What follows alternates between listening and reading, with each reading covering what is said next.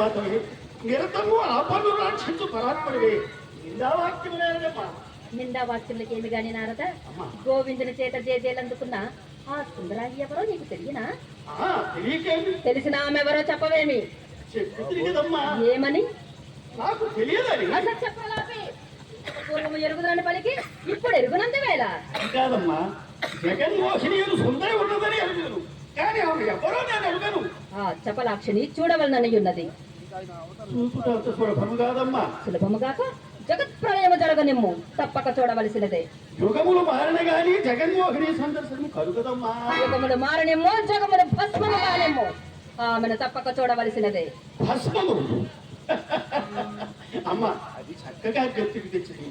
భూలోకమున వృకుడు రాక్షసుడు మానవ భస్మముతో అసౌరు అభిషేకపోయినది అహోరాత్రములు శివుని కూర్చి ఘోర తపస్సు చేసి తాను ఎవరి శిరంపై హస్తం వహించడు వారు భస్మమునట్లు వరము.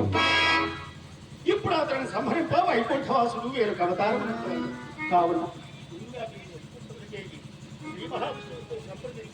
ఆ దైత్యుల రూపమాపదకు ఉపాయము అపాయ స్థితులున్న నన్ను ఉపాయమోహింపకొనుచున్నావా? నారదా, మీ తాతగారు అవతారము మారినను ఆ సుదతిపై మమకారము మార్చుకునలేదనుకుందును.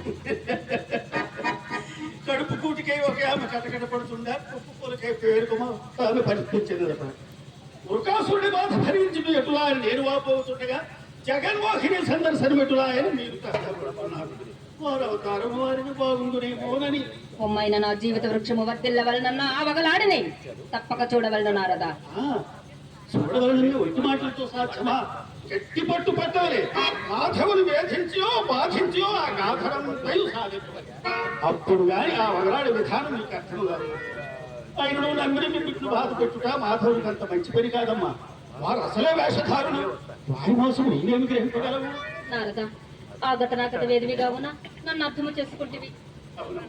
మీరు మనస్సును మర్యాదహితము చేసుకుని మంచి మాటలతో మాధవుని చేత మర్మం చెప్పుకో అవును, వంచిన శౌరిని మంచి మాటలతోనే మరల్చుకోవాలి. సరి అయిన మార్గం ఆలోచించి నారదా. ఇప్పుడే